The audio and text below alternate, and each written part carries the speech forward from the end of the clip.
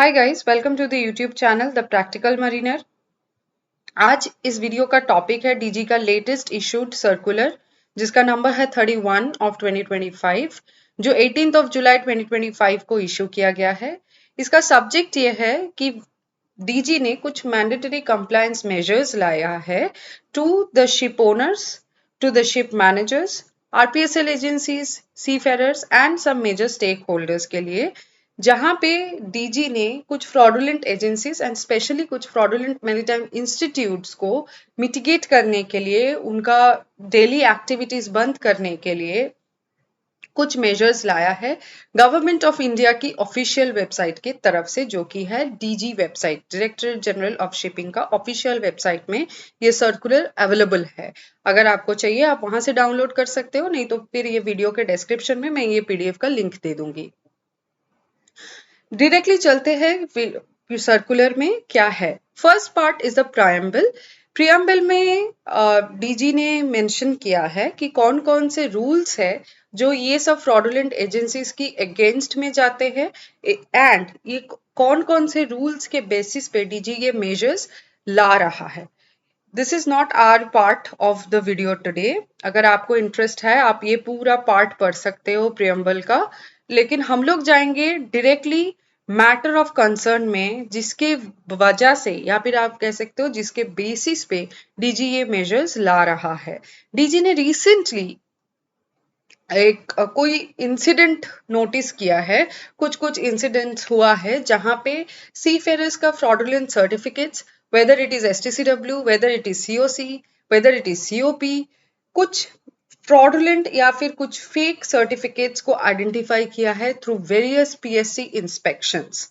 तो उस पे सबसे पहले डीजी ने जो नोटिस किया है, ये पॉइंट आप जो देख सकते हो 10A का जो पॉइंट है, इधर बोला जा रहा है कि रेटिंग्स को सबसे ज्यादा इस लूप होल में फंसाया जा रहा है। कैसे कि एजेंसीज उनको बोल रही है कि उनको हायर ग्रेड सर्टिफिकेट मिल जाएगा ऑन बोर्ड, एंड उसको उनको COP, certificate of proficiency from foreign administration वो दिला देंगे थ्रू फ्रॉडुलेंट मीन्स। इसका मतलब यहाँ पे डीजी इन्वॉल्व है ही नहीं, क्योंकि हम सभी को पता है सीओसी एंड सीओपी रिक्वायर करने के लिए या फिर अक्वायर करने के लिए सबको कुछ स्पेसिफिक एग्जामिनेशंस, कुछ स्पेसिफिक सेलिंग एक्सपीरियंसेस दिखाने पड़ते हैं, जो ये फ्रॉडुलेंट एजेंसीज नहीं दे रहे हैं। उनको बोल रहे हैं आपको करने की जरूरत ही नहीं है, आपको हायर लाइसेंसेस हम लोग ऐसे ही बना के दे देंगे through some foreign administrations. Second point पे अगर हम लोग जाएंगे तो उधर क्या होता है, रेटिंग्स के साथ ज्यादातर ये हो रहा है कि उनको एक लमसम अमाउंट ऑफर किया जाता है और उसमें बोला जाता है कि आप हमें कुछ पैसा दो, जो भी सेड अमाउंट है उनका, एंड वो पैसे के बिना पे हम आपको पूरा आपका एसटीसीडब्ल्यू सर्टिफिकेट्स इंक्लूडिंग आपका सीओपी, या फिर ऑफिसर्स की तरफ से अगर हो तो सीओसी, या इंजीनियर्स की तरफ से हो तो भी सीओसी, वो हम पूरा आपको डॉक्यूमेंट का बंडल प्रोवाइड करेंगे। आपको कोई भी ट्रेनिंग, कोई भी एग्जामिनेशन, कोई भी सी गोइंग एक्सपीरियंस दिखाने की जरूरत नहीं है। This is a fraud. अगर हम लोग 10D के पॉइंट पे जाएंगे तो वहां पे देखा जा रहा है कि एक सीरियस वायलेशन हो रहा है ऑफ मर्चेंट शिपिंग एक्ट 1958, जो एसटीसीडब्ल्यू कन्वेंशन को मैच कर ही नहीं रहा है। उसका रूल्स, उसका रेगुलेशन जो भी बनाया गया है for the sake of the company, for the sake of the seafarers, at least you can say for the wellbeing of the seafarers, वो कंप्लाई नहीं किया जा रहा है। उसके बाद अगर ये पॉइंट पे हम देखेंगे, ये पॉइंट पे अगर हम लोग आएंगे 11th पॉइंट पे, तो इधर बोल रहा है कि several certificates of competency issued by few administration has been confiscated by the directorate general of shipping as per the investigation as identified during port state control inspection. ऐसा बोला जा रहा है कि जो भी सर्टिफिकेट्स या जो भी लाइसेंसेस ऐसे फ्रॉडुलेंट मीन्स पे कोई भी सीफेरर एक्वायर कर रहा है, वो सारे सर्टिफिकेट्स एंड लाइसेंसेस को कॉन्फिस्केटेड कर रहा है डीजी। मतलब उसको सस्पेंड कर रहा है, उसको डिनाई कर रहा है डीजी कि so and so seafarer is not from India and he has not obtained the license or the certificates from India. इसके बिना पे डीजी ने कुछ मेजर एंड इमीडिएट एक्शंस लिया है, वो हमारे आज वीडियो का मेन टॉपिक होने वाला है। उस पे हम लोग पहले ही आएंगे सीओसी, या फिर आप अगर बोलो COP, certificate of proficiency. DG क्या बोल रहा है? Issued by government of India और by a maritime administration from countries whose certificates are recognised by India through mutual agreement align with regulation I/10 of the STCW convention. Annexure A PDF के एकदम नीचे दिया गया है, उस पे भी हम लोग आएंगे, पहले एक एक करके डिस्कस करते हैं। तो सीओपी या सीओसी के बारे में डीजी ये बोल रहा है कि आप इंडिया से सीओपी सीओसी ले सकते हो अगर आपसे नहीं हो रहा है। like if you don't want to acquire COC or COP from India, then India के साथ म्यूचुअल एग्रीमेंट पे कुछ कंट्रीज है जो अलाइन कर रहा है with the regulation of I/10 of STCW convention. इसका पूरा डिटेल लिस्ट डीजी ने खुद ही दे दिया है for the ease of seafarers, for the ease of RPSL agencies and for the ease of operation of ship owners. हम लोग किधर से भी सीओसी लेके आएगा कोई भी, तो उसको एक्सेप्ट नहीं करेगा डीजी। सपोज आपके पास अगर हॉन्डुरस सीओसी है तो वो डीजी एक्सेप्ट शायद नहीं कर सकता है, डिपेंड करेगा। इसलिए डीजी ने एक डिटेल लिस्ट दे दिया है कि आपको कौन कौन से कंट्रीज से, इंडिया के अलावा आप कौन कौन से कंट्रीज से सीओसी ऑब्टेन कर सकते हो या फिर सीओपी ऑब्टेन कर सकते हो। ये दोनों पॉइंट इसी बारे में है, एक है सीओसी के बारे में, एक है सीओपी के बारे में। अभी अगर हम लोग जाएंगे STCW सर्टिफिकेट्स के बारे में, तो अगर इधर आप देख सकते हो, इधर मेरा एक लाइन हाईलाइट किया हुआ है, maritime training institutes approved by the directorate general of shipping. आप सिर्फ उधर से ही आपका STCW certificates and STCW refresher course कर सकते हो जहां पे डीजी ने अप्रूव किया है कि that centre is eligible to conduct the STCW courses.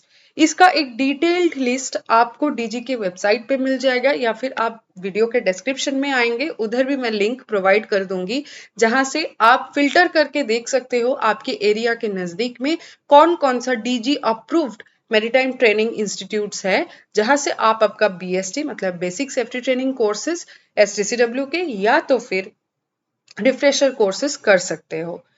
जो पॉइंट्स मैंने यहाँ पे हाईलाइट नहीं किया है, that is not mandatory for seafarers. जो सीफेरर्स के लिए सबसे ज्यादा जरूरी है, बस उसी पॉइंट पे हम लोग डिस्कस करेंगे। अगर आप ये पॉइंट देखोगे, ये पॉइंट पे डीजी क्या बोल रहा है कि seafarers must be engaged in capacity commensurate to their qualifications and must obtain the necessary flag endorsement in accordance with regulation I/10 of the STCW convention prior being deployed on ships। अगर आप Indian flag को छोड़ के कोई भी flag के vessel पे join कर रहे हो, लाइबेरिया हो सकता है, पनामा हो सकता है, मार्शल हो सकता है, कोई भी फ्लैग के वेसल पे अगर आप ज्वाइन कर रहे हो एंड आपका कंपनी अगर आपको बोल रहा है कि आप इंडियन CDC पे वहां पे या फिर इंडियन COC पे वहां पे ज्वाइन कर सकते हो, तो ये थोड़ा गलत है। क्योंकि आप Indian COC, UK COC, Singapore COC ये सब लेके ज्वाइन तो कर सकते हो, लेकिन फ्लैग का खुद का एक CDC होता है जिसको फ्लैग स्टेट डॉक्यूमेंट्स बोलते हैं। तो वो फ्लैग स्टेट डॉक्यूमेंट्स या फ्लैग की तरफ से एंडोर्स किया हुआ सीफेरर ही सिर्फ वही फ्लैग वेसल पे सेल कर सकता है। इसके लिए आपको कंपनी के ज्वाइनिंग के प्रायर कंपनी आपको वो फ्लैग के बेसिस पे एक मेडिकल कराएगा एंड वो मेडिकल के बेसिस पे कंपनी आपका फ्लैग SIB जिसको बोलते हैं फ्लैग सीमेन बुक, वो अप्लाई करेगा। अप्लाई के तुरंत बाद आपको वो SIB कॉपी नहीं मिलेगा, वो एक बुकलेट होता है, वो नहीं मिलेगा। आपको एक CRA मिलेगा जो 3 महीने तक वैलिड होगा। 3 महीने के अंदर अंदर वो ऑथराइज फ्लैग स्टेट जो है वो कंपनी को या फिर पर्सन जो अप्लाई कर रहा है उसको वो डॉक्यूमेंट कुरियर कर देगा एंड वो डॉक्यूमेंट ओरिजिनल रहना बहुत जरूरी है during the PSC inspection on board. Next point पे अगर हम लोग जाएंगे, अगर ये सारे पॉइंट्स को कोई सीफेरर कंप्लाई नहीं करता है तो डीजी इसके लिए क्या क्या एक्शंस लेगा। सबसे नीचे अगर हम लोग आएंगे, इधर लिखा है any seafarer found holding fraudulent certificates in violation of these requirements shall be debarred from sailing for a minimum period of 2 years. इसका मतलब आपको 2 साल के लिए कोई भी कंपनी, कोई भी आरपीएसएल कंपनी, कोई भी इंडियन कंपनी आपको रिक्रूट नहीं कर सकता क्योंकि आप ब्लैकलिस्ट हो जाओगे. CDC of such seafarer will be suspended immediately. आपका CDC सस्पेंड कर दिया जाएगा. इंडोस number will be blocked in e-government portal. आपका इंडोस नंबर जो है वो भी ब्लॉक कर दिया जाएगा ई गवर्नेंस पोर्टल पे.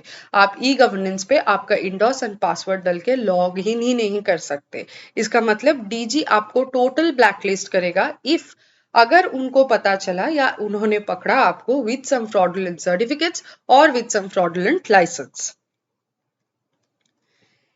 इसका नीचे का जो पार्ट है वो इधर बस बताया गया है कि ये सर्कुलर किस किस को फॉरवर्ड किया गया है, कौन कौन इन्वॉल्व है, कौन कौन ऑथोरिटीज है. This is not part of our video. अगर हम लोग एकदम नीचे आएंगे वीडियो के, इधर डीजी ने खुद डिक्लेयर किया है एनेक्सचर ए.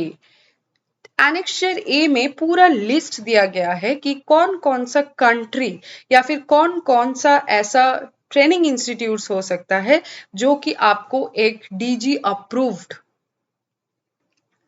लाइसेंस या तो फिर एसटीसीडब्ल्यू सर्टिफिकेट्स इशू कर सकता है. सबसे पहले है मलेशिया, उसके बाद यूएई, उसके बाद South Korea, then Sweden, UK, Iran. ये 6 कंट्रीज को छोड़ के डीजी ने और थोड़ा कुछ कंट्रीज मेंशन किया है इधर नीचे. That is Singapore, Australia, New Zealand, Canada and Ireland. ये सभी कंट्रीज के, ये टोटल 11 कंट्रीज के सीओसी या फिर COP directorate general of India approve करता है कि हाँ आप इधर से सीओसी ऑब्टेन कर सकते हो, आपका सीओपी ऑब्टेन कर सकते हो. अगर कोई यूके सीओसी होल्डर आता है कोई इंडियन आरपीएसएल कंपनी में, तो वो चीफ मेट हो, सेकंड मेट हो, मास्टर हो, second engineer, chief engineer, third engineer, कोई भी हो, वो डायरेक्टली कोई इंडियन फ्लैग वेसल या फिर कोई फॉरेन फ्लैग वेसल पे वो जा नहीं सकता. उसको उसका यूके सीओसी का एक एप्लीकेशन फॉर्म देना पड़ेगा डीजी को, जिसको बोलते हैं सीओई, सर्टिफिकेट ऑफ एंडोर्समेंट. वो ऑब्टेन करना पड़ता है डीजी से. डीजी विल ऑथराइज कि आपने इधर से एक सर्टिफिकेट लिया है, इधर से आपने सपोज आपने यूके से अपना लाइसेंस लिया है एंड डीजी वो लाइसेंस आपको ऑथराइज करके दे रहा है अपने गवर्नमेंट ऑफ इंडिया के पार्ट पे कि हाँ this seafarer is from India and he has obtained the UK COC which is our mutually agreed country. So this is all for the video. आप डिस्क्रिप्शन बॉक्स चेक करोगे, उधर आपको ये highlighted PDF and जो भी links, important links है, जैसे कि कौन से मैरीटाइम ट्रेनिंग इंस्टीट्यूट्स है जो लिस्टेड है डीजी के प्रोफाइल पे या फिर डीजी के ऑफिशियल वेबसाइट पे, वो आपको उधर मिल जाएगा. I will try to put that link in description box. Thank you for watching. Bye bye.